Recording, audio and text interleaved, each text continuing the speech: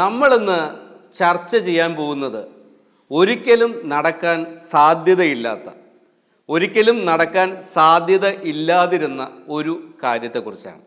ആ കാര്യം മറ്റൊന്നുമല്ല, ഇന്ത്യ വിഭജനം സംഭവിക്കാതിരുന്നെങ്കിൽ എങ്ങനെയുണ്ടാകുമായിരുന്നു നമ്മുടെ രാജ്യം എന്നുള്ളതാണ് ആ ചിന്ത എന്ന് പറയുന്നത്. അങ്ങനെ ചിന്തിക്കുമ്പോൾ ഇന്ത്യയും പാകിസ്ഥാനും ബംഗ്ലാദേശും ഒക്കെ ഉൾപ്പെട്ട പഴയ ഒരു രാജ്യമായിരുന്നു ഇന്ത്യ ഇപ്പോഴുമെങ്കിൽ എങ്ങനെയുണ്ടാകും എന്നുള്ളതാണ് ആ ചിന്തയുടെ ഒരു വശമെന്ന് പറയുന്നത്. അങ്ങനെ ഒരു ചിന്ത ഉണ്ടാകുമ്പോൾ പെട്ടെന്ന് നമ്മുടെ മനസ്സിലേക്ക് ആദ്യം ഇടിച്ചു കയറി വരുന്ന ഒരു കാര്യമെന്ന് പറയുന്നത് ക്രിക്കറ്റ് ആയിരിക്കും. ക്രിക്കറ്റിനെ കുറിച്ച് നമ്മൾ ചിന്തിക്കുമ്പോൾ നമ്മുടെ ടീമുകളെക്കുറിച്ചും ആ ടീമുകളിലെ അംഗങ്ങളെക്കുറിച്ചും ആയിരിക്കും നമ്മൾ ആദ്യം ആലോചിക്കുക. ഇന്ത്യക്ക് ലോകകപ്പ് നേടിത്തന്ന നമ്മുടെ പ്രിയപ്പെട്ട ക്യാപ്റ്റനായിരുന്ന ശ്രീ കപിൽ ദേവും ഇമ്രാൻ ഖാനുമൊക്കെ ഒരേ ടീമിന് വേണ്ടി, ഒരേ രാജ്യത്തിന് വേണ്ടി കളിക്കുന്നത് എങ്ങനെയുണ്ടാകും? നമ്മുടെ പഴയ വെടിക്കെട്ട് ബാറ്റ്സ്മാൻ ആയിരുന്ന ശ്രീകാന്തും പാകിസ്ഥാൻ്റെ വെടിക്കെട്ട് വീരനായിരുന്ന മിയാൻ ദാദുവൊക്കെ ഒരേ രാജ്യത്തിന് വേണ്ടി പാഡണിഞ്ഞ് കളിക്കുന്നത് എങ്ങനെയുണ്ടായിരിക്കും?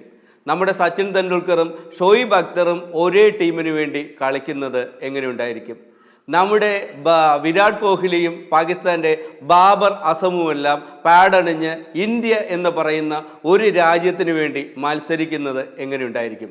വളരെ മനോഹരമായ, ആവേശകരമായിട്ടുള്ള ഒരു കാഴ്ച തന്നെയായിരിക്കും എന്നുള്ളതിൽ ഒരു സംശയമില്ല. അതവിടെ നിൽക്കട്ടെ. അഥവാ ഇന്ത്യ വിഭജനം നടക്കാതിരുന്നു എങ്കിൽ, അല്ലെങ്കിൽ ഇന്ത്യക്ക് വീണ്ടും ഒത്തുചേർന്ന് ഒരൊറ്റ രാജ്യമായി തീരുവാൻ കഴിഞ്ഞാൽ ഇന്ത്യയുടെ മറ്റ് വിദേശ രാജ്യങ്ങളുമായിട്ടുള്ള നയതന്ത്ര ബന്ധങ്ങൾ എങ്ങനെയുണ്ടാകും? ഇന്ത്യയുടെ സാമ്പത്തികമായിട്ടുള്ള അവസ്ഥ എന്തായിരിക്കും? ഇന്ത്യയിലെ രാഷ്ട്രീയക്കാരുടെയും മാധ്യമങ്ങളുടെയും അവസ്ഥ എന്തായിരിക്കും? ഇതൊക്കെ ഒന്ന് ചിന്തിച്ചു നോക്കുന്നതും ആലോചിച്ചു നോക്കുന്നതും പരിശോധിച്ചു നോക്കുന്നതും ഒക്കെ രസകരമായിട്ടുള്ള ഒരു സംഗതിയല്ലേ?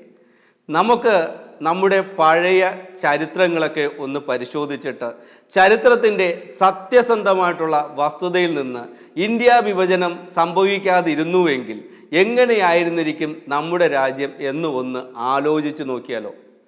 ശരിക്കും പറഞ്ഞാൽ 1857 നിന്ന് നമുക്ക് തുടങ്ങാം. 1857 ഇന്ത്യയിലെ ഹിന്ദു രാജാക്കന്മാരും മുഗൾ രാജാക്കന്മാരുമൊക്കെ ഒറ്റക്കെട്ടായി നിന്നുകൊണ്ട് ബ്രിട്ടീഷ് സാമ്രാജ്യത്തിനെതിരെ യുദ്ധം ചെയ്യുകയായിരുന്നു എന്നൊരു ചരിത്രം നമുക്കുണ്ട്. ഒത്തുചേർന്നുള്ള ശക്തമായ ഈ പോരാട്ടത്തിൽ ബ്രിട്ടീഷുകാർ ഭൂരിഭാഗം യുദ്ധങ്ങളിലും പരാജയപ്പെടുന്ന സാഹചര്യവും 1857 ഉണ്ടായിരുന്നു. നിരന്തരമായുള്ള പരാജയം ബ്രിട്ടീഷുകാർക്ക് ഒരു തിരിച്ചറിവ് നൽകി. ഇന്ത്യയിലെ ഹിന്ദു രാജാക്കന്മാരും മുഗൾ രാജാക്കന്മാരും ഒറ്റക്കെട്ടായി നിന്ന് പൊരുതുകയാണെങ്കിൽ തങ്ങളുടെ സാമ്രാജ്യത്വം ഇന്ത്യയിൽ അവസാനിക്കും, തിരികെ ബ്രിട്ടനിലേക്ക് തന്നെ മടങ്ങി പോകേണ്ടി വരും എന്നുള്ള തിരിച്ചറിവ് ബ്രിട്ടീഷുകാർക്കുണ്ടായി. അങ്ങനെയാണ് ഇന്ത്യയിലെ ജനങ്ങളെ മതപരമായിട്ട് വിഘടിപ്പിച്ച് ഭരിക്കുക എന്നുള്ള തന്ത്രം, അതായത് ഡിവൈഡ് ആൻഡ് റൂൾ എന്ന് പറയുന്ന ആശയം അന്ന് മുതൽ ബ്രിട്ടീഷുകാർ ഇന്ത്യയിൽ പ്രയോഗിക്കാൻ തുടങ്ങിയത്. ശരിക്കും 1880 ആയപ്പോഴേക്കും ബ്രിട്ടീഷുകാരുടെ ഈ ഭിന്നിപ്പിച്ച് ഭരിക്കുക എന്ന് പറയുന്ന തന്ത്രം വിജയം കണ്ടു തുടങ്ങിയിരുന്നു എന്നുള്ളതാണ് വസ്തുത.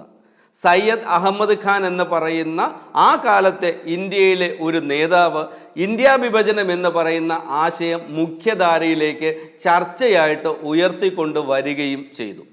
1905 ഇതിനെ തുടർന്ന് ബംഗാൾ വിഭജനം നടപ്പിലാക്കുകയും ചെയ്തു.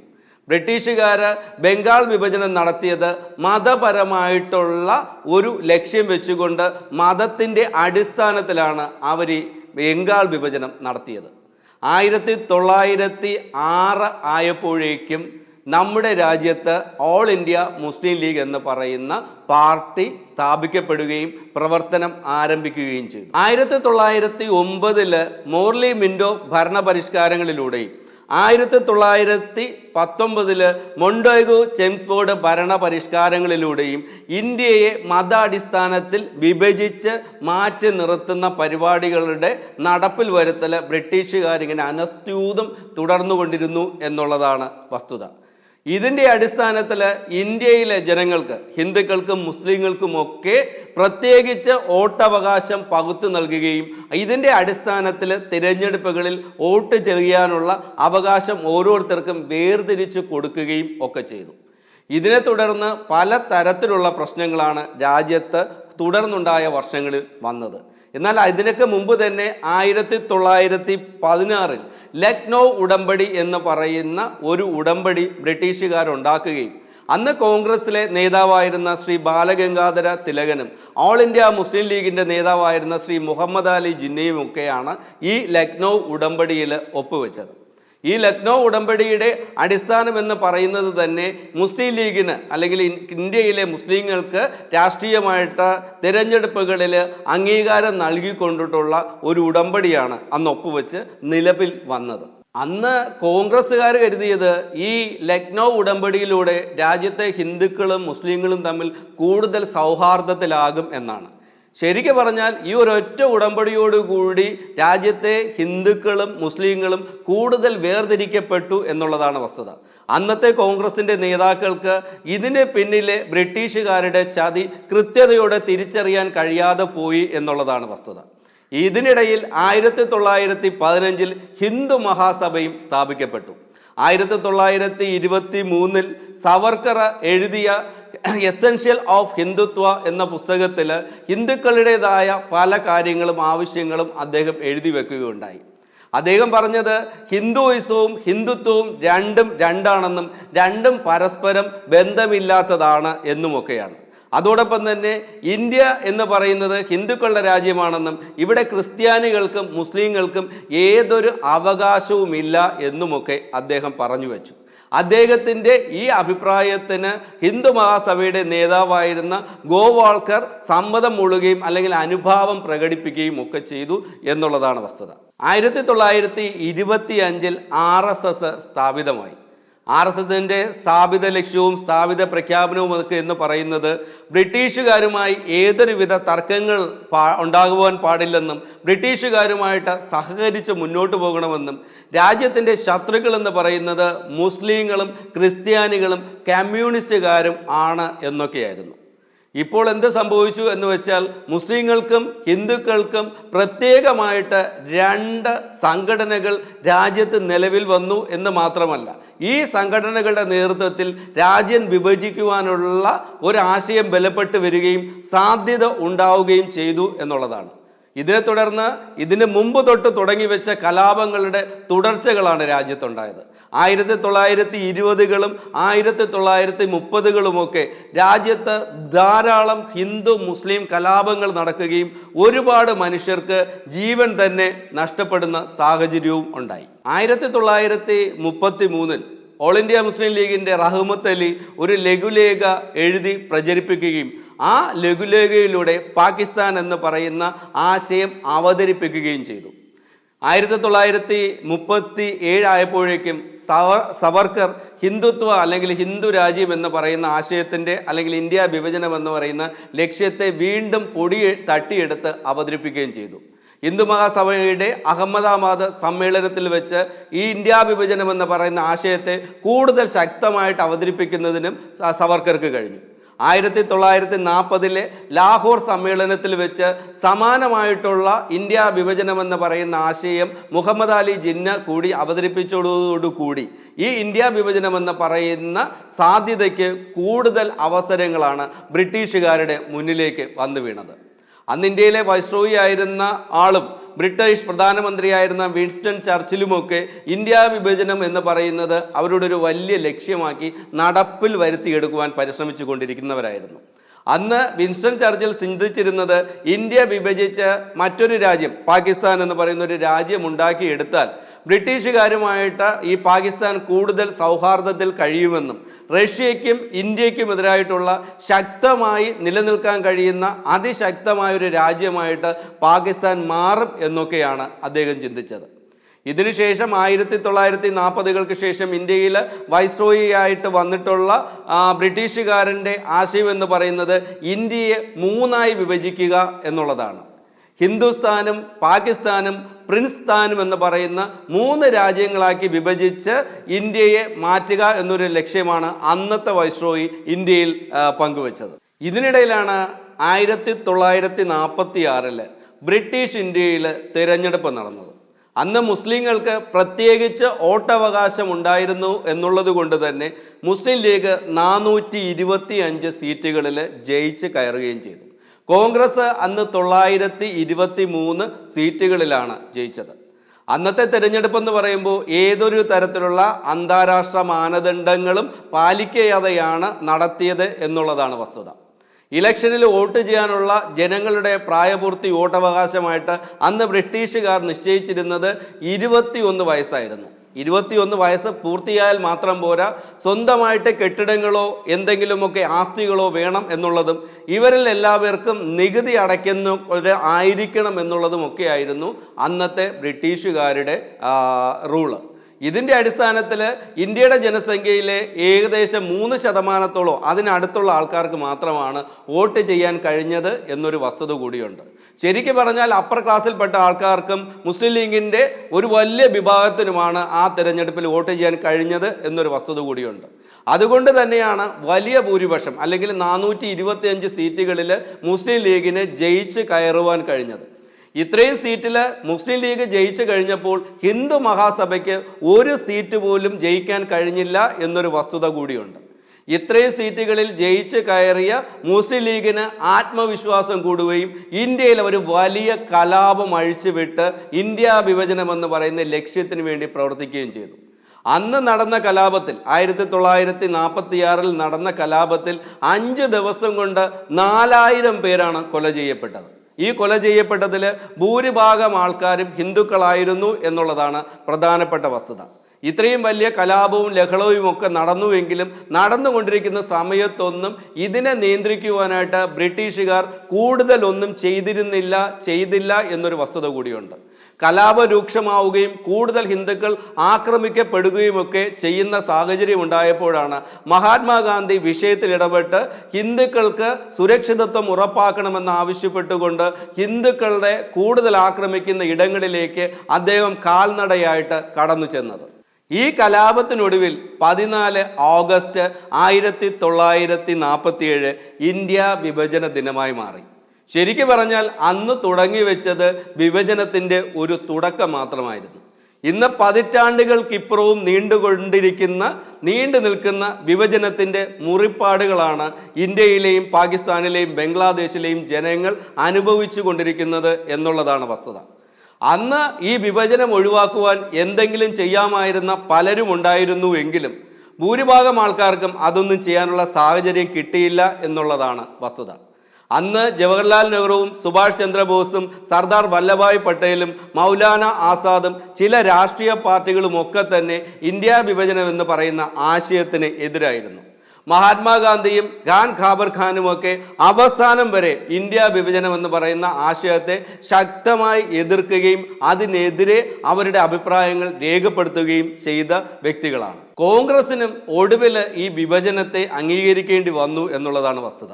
മുസ്ലിം ലീഗ് കൂടുതൽ വലിയ കലാപങ്ങളിലേക്ക് പോകാതിരിക്കുവാനും പോലീസും പട്ടാളവുമൊക്കെ മതത്തിൻ്റെ അടിസ്ഥാനത്തിൽ വേർതിരിഞ്ഞു പോകാതിരിക്കുവാനും അത് കലാപം കൂടുതൽ രൂക്ഷമാക്കുവാനുള്ള സാഹചര്യങ്ങൾ ഉണ്ടാകാതിരിക്കുവാനും ഒക്കെ വേണ്ടിയിട്ടാണ് അന്ന് കോൺഗ്രസ് ഒടുവിൽ ഈ ഇന്ത്യ വിഭജനം എന്ന് പറയുന്ന ആശയത്തിന് സമ്മതം മൂളി എന്നും പറയപ്പെടുന്നുണ്ട്.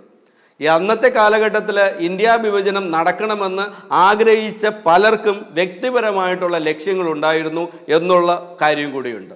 മുഹമ്മദ് അലി ജിന്ന എന്ന് പറയുന്ന വ്യക്തിക്ക് പ്രധാനമന്ത്രിയാവുക എന്നുള്ള വലിയ ഒരു ലക്ഷ്യം ഉണ്ടായിരുന്നു എന്നുള്ളതാണ് പ്രധാനപ്പെട്ട കാര്യം.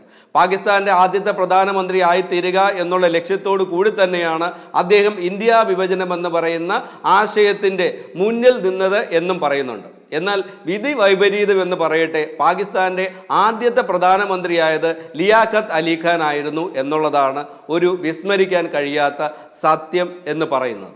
ആദ്യകാലത്ത് ഇന്ത്യ വിഭജനം ഒഴിവാക്കുക എന്നുള്ള ലക്ഷ്യവുമായിട്ട് ഇന്ത്യയിലെ പല നേതാക്കളും മുഹമ്മദ് അലി ജിന്നയ്ക്ക് പ്രധാനമന്ത്രി പദം ഓഫർ ചെയ്തിരുന്നു എന്നും ചരിത്രത്തിലെ പല ഭാഗങ്ങളിലും പറയുന്നുണ്ട്.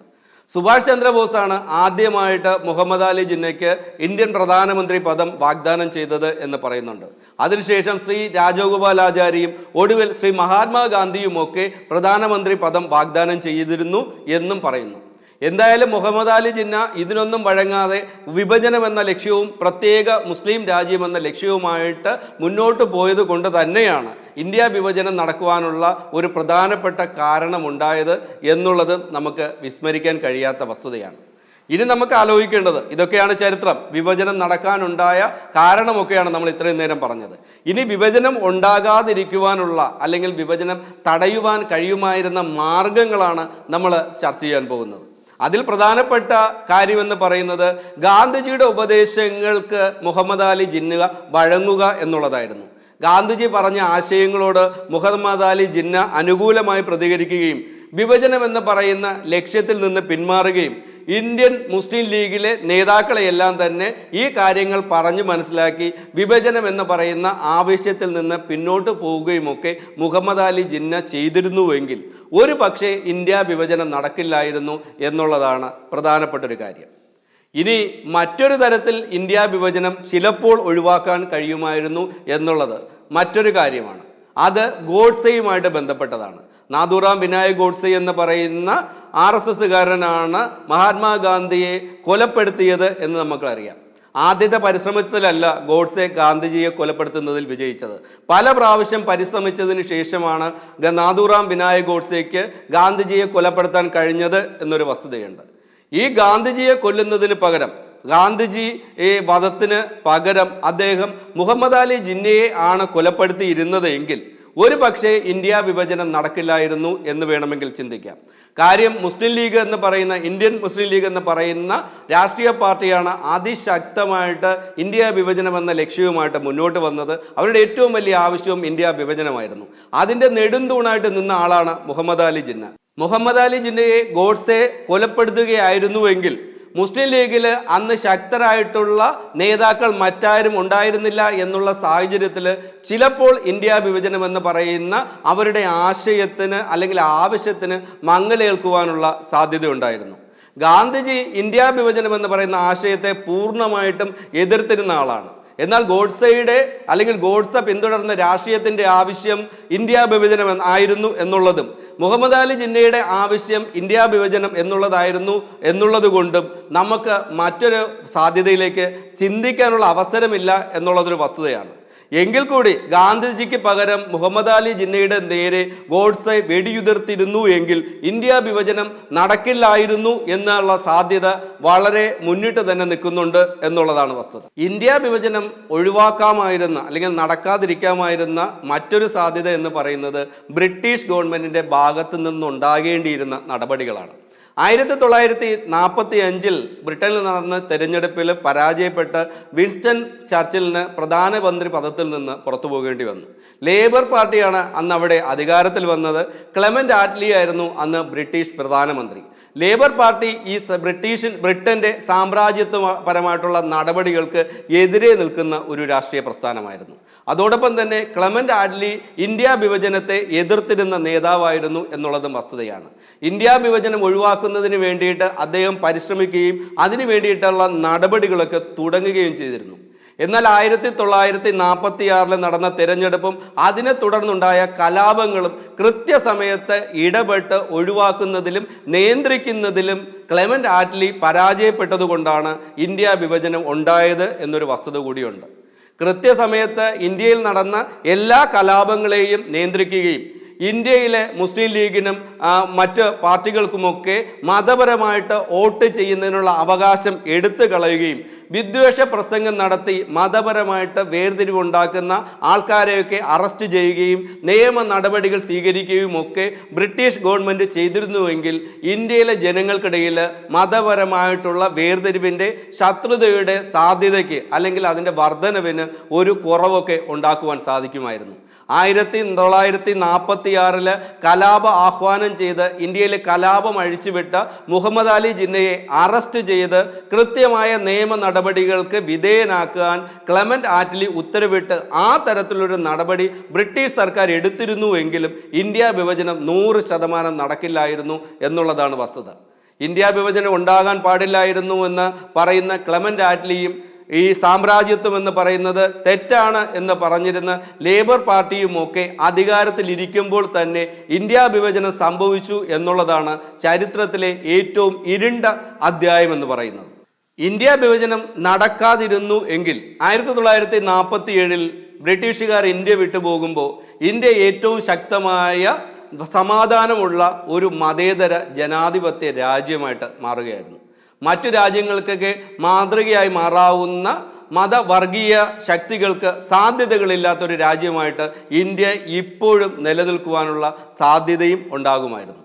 അന്ന് ഇന്ത്യ വിഭജനം സംഭവിച്ചത് കൊണ്ട് അതിനെ തുടർന്നുണ്ടായ കലാപങ്ങളിലും ദുരിതങ്ങളിലുമൊക്കെ 20 ദശലക്ഷത്തിലധികം ആൾക്കാർക്കാണ് നഷ്ടങ്ങളും ഒക്കെ ഉണ്ടായത്. 20 ലക്ഷത്തോളം ജനങ്ങളാണ് കൊല ചെയ്യപ്പെട്ടത് എന്ന് പറയുന്നുണ്ട്. ഇന്നും അന്നത്തെ വിഭജനത്തിൻ്റെ കഷ്ടപ്പാടുകളും ബുദ്ധിമുട്ടുകളും പകയും പ്രതികാരവും സങ്കടങ്ങളുമൊക്കെ പേറുന്ന ലക്ഷക്കണക്കിന് ജനങ്ങൾ ഈ രാജ്യങ്ങളിലായിട്ട് ജീവിക്കുകയും ചെയ്യുന്നുണ്ട്. ഇന്ത്യ വിഭജനത്തിന് ശേഷം ഇന്ന് ഇന്ത്യയിലെ ജനസംഖ്യ പരിശോധിച്ച് നോക്കിക്കഴിഞ്ഞാൽ 78% ഹിന്ദുക്കളാണ് ഇന്ത്യയിലുള്ളത്. 14% മുസ്ലിങ്ങളാണ് ഇന്ത്യയിലുള്ളത്. ഇന്ത്യ വിഭജനം സംഭവിക്കാതെ ഇന്ത്യയും പാകിസ്ഥാനും ബംഗ്ലാദേശും ഒക്കെ ഉൾപ്പെടുന്ന ഒരൊറ്റ രാജ്യമായിരുന്നു ഇന്ത്യയെങ്കിൽ ഇന്ത്യയിൽ 62% ഹിന്ദുക്കൾ ഉണ്ടായിരിക്കുകയും 32% മുസ്ലിങ്ങൾ ഉണ്ടായിരിക്കുകയും ചെയ്യുമായിരുന്നു. ഇന്ത്യയിലെ ജനസംഖ്യ 176 കോടിയായി മാറുമായിരുന്നു. അങ്ങനെ വെച്ച് നോക്കുകയാണെങ്കിൽ ചൈനയൊക്കെ തന്നെ ഞെട്ടിക്കുന്ന അല്ലെങ്കിൽ ചൈനയൊക്കെ തന്നെ ഭയപ്പെടുത്തി നിർത്തുവാൻ കഴിയുന്ന അത്രയും ശേഷിയുള്ള ശക്തമായിട്ടുള്ള എല്ലാ വിധത്തിലും ചൈന പോലെയുള്ള രാജ്യത്തിനെ എതിർത്ത് തോൽപ്പിക്കാൻ കഴിയുന്ന ഒരു രാജ്യമായിട്ട് ഇന്ത്യ മാറുമായിരുന്നു എന്നുള്ളതാണ് വസ്തുത. ഇന്ത്യ വിഭജനം ഉണ്ടായത് കൊണ്ട് മാത്രമാണ് ബംഗ്ലാദേശിലെ ജനങ്ങൾ ഒരുപാട് വർഷക്കാലം ഒരുപാട് ദുരിതങ്ങളൊക്കെ അനുഭവിക്കേണ്ടി വന്നത്. അതിനെ തുടർന്നാണ് ഇന്ത്യക്കും പാകിസ്ഥാനും തമ്മിൽ യുദ്ധം ചെയ്യേണ്ടി വന്നത്. ബംഗ്ലാദേശ് മൂന്നാമതൊരു രാജ്യമായിട്ട് മാറിയത്. ആ യുദ്ധങ്ങളിലും അന്നത്തെ കലാപങ്ങളിലുമൊക്കെ ആയിട്ട് ആയിരക്കണക്കിന് മനുഷ്യരാണ് ഇന്ത്യയിൽ നിന്നും പാകിസ്ഥാനിലും ബംഗ്ലാദേശിലും ഒക്കെ ആയിട്ട് മരണമടഞ്ഞത്. ഇന്ത്യ വിഭജനം നടക്കാതിരുന്നുവെങ്കിൽ ഭാഷയുടെ കാര്യത്തിലും വളരെ വലിയ വ്യത്യാസങ്ങൾ അല്ലെങ്കിൽ വളരെ വലിയ വേർതിരിവുകളൊക്കെ ഇന്ത്യക്കകത്ത് സംഭവിക്കുമായിരുന്നു എന്നൊരു കാര്യം കൂടിയുണ്ട്. ഇംഗ്ലീഷ് തന്നെയായിരിക്കും കൂടുതൽ ജനങ്ങൾ ഉപയോഗിക്കുന്നതും കൂടുതൽ ജനങ്ങളുടെ ഉപയോഗത്തിൽ വരുന്നതുമായിട്ടുള്ളൊരു ഭാഷ ആകുവാനുള്ള സാധ്യതയുള്ളത്.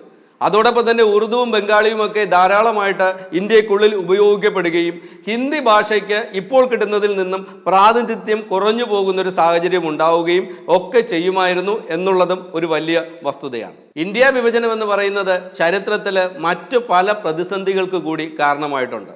റഷ്യയും അമേരിക്കയും തമ്മിൽ നടന്ന ശീതയുദ്ധം നമുക്ക് എല്ലാവർക്കും അറിയാവുന്നതാണ്. ശീതയുദ്ധ കാലഘട്ടത്തിൽ റഷ്യയെ തോൽപ്പിക്കുക അല്ലെങ്കിൽ റഷ്യയെ ആക്രമിക്കുക എന്നുള്ള ലക്ഷ്യത്തോടു കൂടി തന്നെ അമേരിക്ക പാകിസ്ഥാനിലൂടെ അഫ്ഗാനിസ്ഥാനിലേക്ക് ആയുധങ്ങൾ എത്തിക്കുകയും റഷ്യ വിരുദ്ധരായിട്ടുള്ള ഒരു വലിയ സേനയെ വളർത്തിയെടുത്ത് അവർക്ക് ആയുധങ്ങൾ കൊടുത്ത് റഷ്യക്കെതിരെ പോരാടുകയൊക്കെ ചെയ്തു.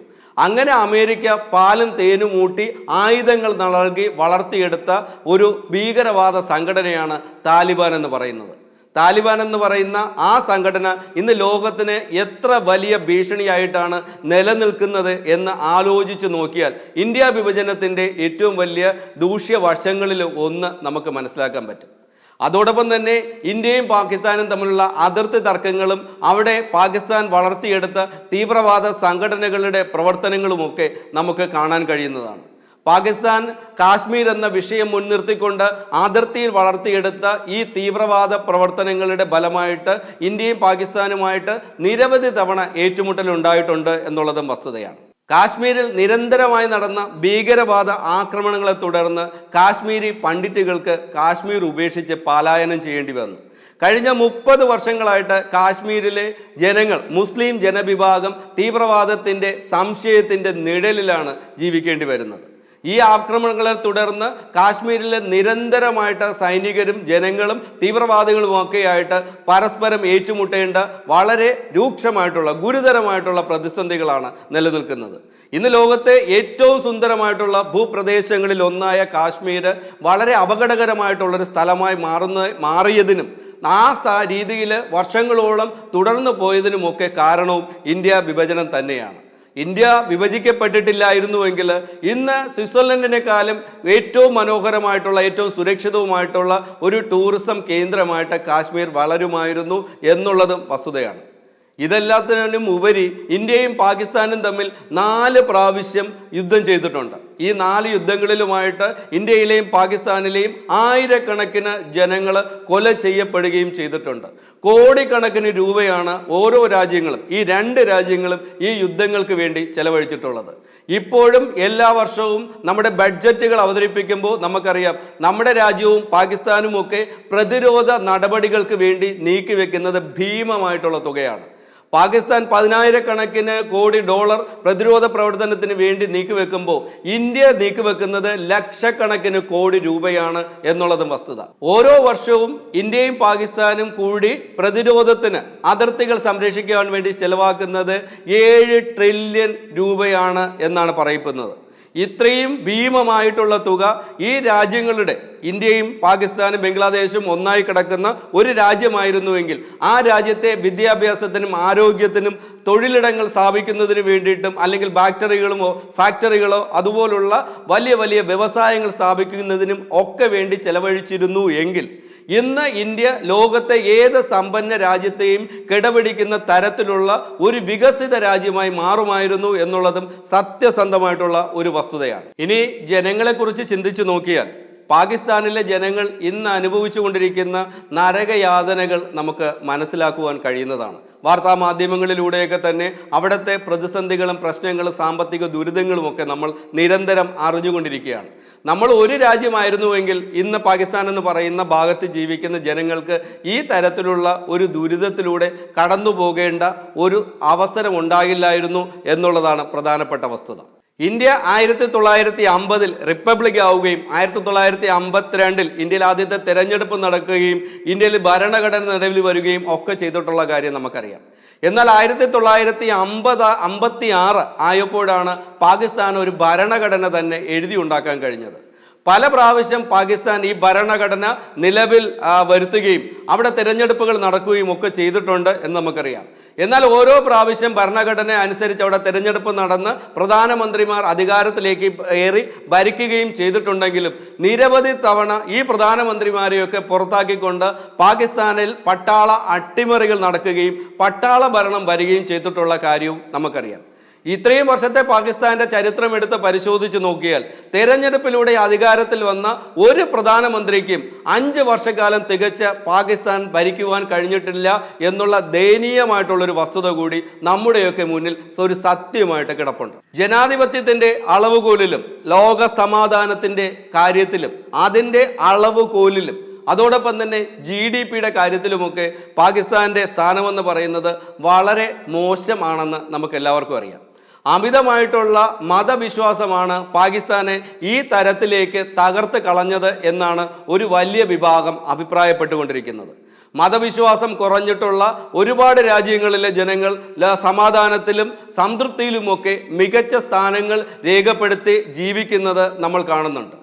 ഒരുപാട് രാജ്യങ്ങളുടെയൊക്കെ ലിസ്റ്റുകൾ എടുത്ത് പരിശോധിച്ച് നോക്കിയാൽ മതവിശ്വാസത്തിൻ്റെ തോത് കുറഞ്ഞിരിക്കുന്ന, മതവിശ്വാസങ്ങൾക്ക് അടിമപ്പെട്ട് ജീവിക്കാതിരിക്കുന്ന രാജ്യങ്ങളൊക്കെ തന്നെ സാമ്പത്തികമായിട്ടും സമാധാനപരമായിട്ടുമൊക്കെ ലോകത്തെ ഏറ്റവും മികച്ച നിലയിൽ ജീവിക്കുന്ന ജനങ്ങളുള്ള രാജ്യങ്ങളായി മാറിയിട്ടുണ്ട് എന്നുള്ളതും ഒരു പ്രധാനപ്പെട്ട വസ്തുതയാണ്. പാകിസ്ഥാൻ പൂർണ്ണമായിട്ടും ഒരു മതേതര രാജ്യമായിരുന്നു എങ്കിൽ ഈ തരത്തിലുള്ള അമിതമായ മതവിശ്വാസങ്ങൾക്കോ മതപരമായിട്ടുള്ള വേർതിരിവുകൾക്കോ മതത്തിന്റെ പേരിലുള്ള ആക്രമണങ്ങൾക്കോ പാകിസ്ഥാനിൽ സാധ്യത ഉണ്ടാകുമായിരുന്നില്ല എന്ന് വേണമെങ്കിൽ നമുക്ക് ചിന്തിക്കാം. ന്യൂനപക്ഷങ്ങളും മുസ്ലിം മതവിഭാഗത്തിൽ തന്നെയുള്ള മറ്റ് വിഭാഗങ്ങളുമൊക്കെ വളരെ വലിയ ആക്രമണങ്ങളാണ് പാകിസ്ഥാനിൽ നേരിടുന്നത്. എന്നാൽ ഭൂരിപക്ഷം ഉള്ള മുസ്ലിങ്ങൾക്കും പാകിസ്ഥാനിൽ സുരക്ഷിതമായിട്ടുള്ള അല്ലെങ്കിൽ സംതൃപ്തകരമായിട്ടുള്ള ഒരു ജീവിതമില്ല എന്നുള്ളതും വളരെ വലിയ ഒരു വസ്തുതയാണ്. എന്നാൽ ഇന്ത്യ മതേതര രാജ്യമായിട്ടും ഈ കാര്യങ്ങളൊന്നും നടക്കാത്ത രാജ്യമാണോ എന്ന് ചോദിച്ചാൽ അല്ല എന്ന് നമ്മൾക്ക് സമ്മതിക്കേണ്ടി വരും. ഇന്ത്യയിലും ഹിന്ദുക്കളും മുസ്ലിങ്ങളും ദളിതരുമൊക്കെ പല തരത്തിലുള്ള മതപരമായിട്ടുള്ള വേർതിരിവുകളിലും കലാപങ്ങളിലും ഇപ്പോഴും കൊല ചെയ്യപ്പെട്ടുകൊണ്ടിരിക്കുന്നു എന്നുള്ളതൊരു വസ്തുത രാഷ്ട്രീയമായിട്ട് നമ്മൾ കൃത്യമായിട്ട് സമ്മതിച്ചു കൊടുക്കേണ്ട ഒരു കാര്യം തന്നെയാണ്. ഇന്ത്യ വിഭജനം നടന്നു എന്നുള്ളത് ഒരു സത്യസന്ധമായിട്ടുള്ള വസ്തുതയാണെങ്കിലും ഇനി ഒരിക്കലും ഇന്ത്യയും പാകിസ്ഥാനും ബംഗ്ലാദേശും ഒന്നായി ചേർന്ന് ഒരു രാജ്യമായി തീരില്ല എന്നുള്ള വസ്തുത നിലനിൽക്കുമ്പോഴും ഏതെങ്കിലും കാരണവശാൽ ഇന്ത്യയും പാകിസ്ഥാനും ബംഗ്ലാദേശും ഒക്കെ ഒരു രാജ്യമായി മാറി ഒന്നിച്ചു ചേർന്ന് യുണൈറ്റഡ് ഇന്ത്യ ഉണ്ടായിക്കഴിഞ്ഞാൽ അതിൽ ഏറ്റവും കൂടുതൽ ദോഷമായി മാറുന്നത് ആർക്കാണെന്ന് നിങ്ങൾ ചിന്തിച്ചിട്ടുണ്ടോ? എൻ്റെ ചിന്തയിൽ ഞാൻ മനസ്സിലാക്കുന്നത് രണ്ട് വിഭാഗം ആൾക്കാർക്ക് മാത്രമായിരിക്കും ഈ തരത്തിൽ ഇന്ത്യ യുണൈറ്റഡ് ഇന്ത്യയായി മാറിക്കഴിഞ്ഞാൽ ഏറ്റവും വലിയ ദോഷമുണ്ടാകുന്നത്. അത് പാകിസ്ഥാൻ എന്ന് പറയുന്ന രാജ്യത്തെ മുൻനിർത്തി വോട്ട് പിടിച്ച് ഇലക്ഷനുകൾ നേരിട്ട് വോട്ട് നേടി അധികാരം ലക്ഷ്യം വെക്കുന്ന കുറെ രാഷ്ട്രീയക്കാർക്ക്, ഇന്ത്യയിലെയും പാകിസ്ഥാനിലെയും രാഷ്ട്രീയക്കാർക്ക് ഇന്ത്യ ഒന്നു ചേർന്നാൽ യുണൈറ്റഡ് ഇന്ത്യ ഉണ്ടായിക്കഴിഞ്ഞാൽ വളരെ ദോഷകരമായിട്ടുള്ള സാഹചര്യം ഉണ്ടായി മാറും. അതോടൊപ്പം തന്നെ പാകിസ്ഥാനെതിരായിട്ടുള്ള വാർത്തകൾ ചമച്ച് പാകിസ്ഥാനെതിരെ നിരന്തരമായി വാർത്തകൾ ഉണ്ടാക്കി പറഞ്ഞ് ഉപജീവനം നടത്തിക്കൊണ്ടിരിക്കുന്ന ഒരു വലിയ വിഭാഗം മാധ്യമങ്ങൾ ഇന്ത്യക്കകത്തുമുണ്ട്. ആ തരം മാധ്യമങ്ങൾക്ക് ഇന്ത്യയും പാകിസ്ഥാനും ബംഗ്ലാദേശും ഒക്കെ ലയിച്ചൊരൊറ്റ രാജ്യമായി തീർന്നാൽ ആർക്കെതിരെ വാർത്തകൾ ഉണ്ടാക്കി ജീവിക്കും എന്നൊരു പ്രതിസന്ധി വരാൻ സാധ്യതയുണ്ട്. പിന്നെയുള്ളൊരു സാധ്യത എന്ന് പറയുന്നത് അതിർത്തിയിൽ നമുക്ക് മറ്റ് അയൽ രാജ്യങ്ങളൊക്കെ ഉള്ളത് കൊണ്ട്, ചൈനയും ഇറാൻ പോലുള്ള അയൽ രാജ്യങ്ങളൊക്കെ ഉള്ളത് കൊണ്ട് അവർക്കെതിരെയൊക്കെ വാർത്തകൾ പടച്ചുവിട്ട് ഈ മാധ്യമങ്ങൾക്ക് നിലനിന്ന് പോകാം എന്നുള്ളൊരു സാധ്യതയാണുള്ളത്. യുണൈറ്റഡ് ഇന്ത്യ എന്ന് പറയുന്നത് ഒരു അടഞ്ഞ അധ്യായമോ നടക്കുവാൻ സാധ്യതയില്ലാത്ത സ്വപ്നമോ ഒന്നുമല്ല. അങ്ങനെ ഒരു തിരിച്ച് ഉള്ള കൂടിച്ചേരൽ ഉണ്ടായാൽ ഇന്ത്യയും പാകിസ്ഥാനും ബംഗ്ലാദേശും ഒക്കെ ചേർന്ന് ഒരൊറ്റ രാജ്യമായി തീർന്നാൽ ഒരുപാട് ഗുണങ്ങൾ ഈ രാജ്യങ്ങളിലെ ജനങ്ങൾക്ക്, ഈ ഒരൊറ്റ രാജ്യത്തിലെ ജനങ്ങൾക്ക് ഉണ്ടാകുമെന്ന് ചിന്തിക്കുവാൻ ശ്രമിക്കുന്ന, അങ്ങനെ ആഗ്രഹിക്കുവാൻ ശ്രമിക്കുന്ന ഒരാളാണ് ഞാൻ. നമുക്ക് പലതരത്തിലുള്ള പ്രതീക്ഷകൾ നമ്മുടെ മുന്നിലുണ്ട്, പലതരത്തിലുള്ള കൂടിച്ചേരലുകൾ നമ്മൾ കണ്ടിട്ടുണ്ട്. വേർതിരിഞ്ഞു നിന്ന ജർമ്മനികൾ ഒന്നായി ചേർന്ന് ഒരൊറ്റ രാജ്യമായി മാറിയത് നമ്മൾ കണ്ടതാണ്. വേർതിരിഞ്ഞു നിന്ന വിയറ്റ്നാമുകൾ ഒറ്റ രാജ്യമായി തീർന്ന് ഒന്നായി നിൽക്കുന്നത് നമ്മൾ കണ്ടുകൊണ്ടിരിക്കുകയാണ്. അതോടൊപ്പം തന്നെ വേർതിരിഞ്ഞു നിന്ന യൂറോപ്യൻ രാജ്യങ്ങളെല്ലാം കൂടെ ഒത്തുചേർന്ന് യൂറോപ്യൻ യൂണിയൻ ഉണ്ടാക്കിയതും നമ്മൾ കണ്ടതാണ്. ഈ തരത്തിലുള്ള സാധ്യതകളൊക്കെ സംഭവിച്ചിട്ടുള്ളത് കൊണ്ട് ഒന്നിനും സാധ്യതയില്ലാത്ത ലോകമല്ല മുന്നിലുള്ളത് എന്നുള്ളത് കൊണ്ടും നമുക്കൊരു പ്രതീക്ഷയൊക്കെ വെക്കാം. മുമ്പ് നമ്മൾ എങ്ങനെയായിരുന്നു, ഒറ്റക്കെട്ടായിട്ട് എങ്ങനെയാണോ ജീവിച്ചിരുന്നത്, അതുപോലെ സൗഹാർദ്ദമായി കഴിയാൻ സാഹചര്യമുള്ള, ഒറ്റക്കെട്ടായിട്ട് നിൽക്കാൻ ശേഷിയുള്ള ഒരു യുണൈറ്റഡ് ഇന്ത്യ ഉണ്ടായി വരും എന്നുള്ള പ്രതീക്ഷയിൽ, ഭാവിയിലെങ്കിലും അത് സംഭവിക്കുമെന്നുള്ള പ്രതീക്ഷയിൽ നമുക്ക് ആ സ്വപ്നം, ആ ഒരു ആഗ്രഹവും ലക്ഷ്യം വെച്ചിട്ട് ആ ദിവസത്തെ ഓർത്ത് സന്തോഷത്തോടെ ജീവിച്ചു നോക്കുവാനെങ്കിലും പരിശ്രമിക്കാം. യുണൈറ്റഡ് ഇന്ത്യ എന്ന് പറയുന്നത് മോശപ്പെട്ട ഒരു ആഗ്രഹമാണ്, ലക്ഷ്യമാണ് എന്നെനിക്ക് തോന്നുന്നില്ല. ഒന്നായിരുന്നവരാണ് നമ്മൾ. കാലത്തിൻ്റെ അല്ലെങ്കിൽ മറ്റ് ചിലരുടെ ചതികളിൽ വേർപെട്ട് പോയവരാണ് നമ്മൾ. ഒന്നായി വീണ്ടും ചേരുവാനുള്ള സാധ്യതയുണ്ടെങ്കിൽ അതിന് പരിശ്രമിക്കാതിരിക്കുന്നത് ശരിയല്ല എന്ന് മാത്രമാണ് പറയാനുള്ളത്.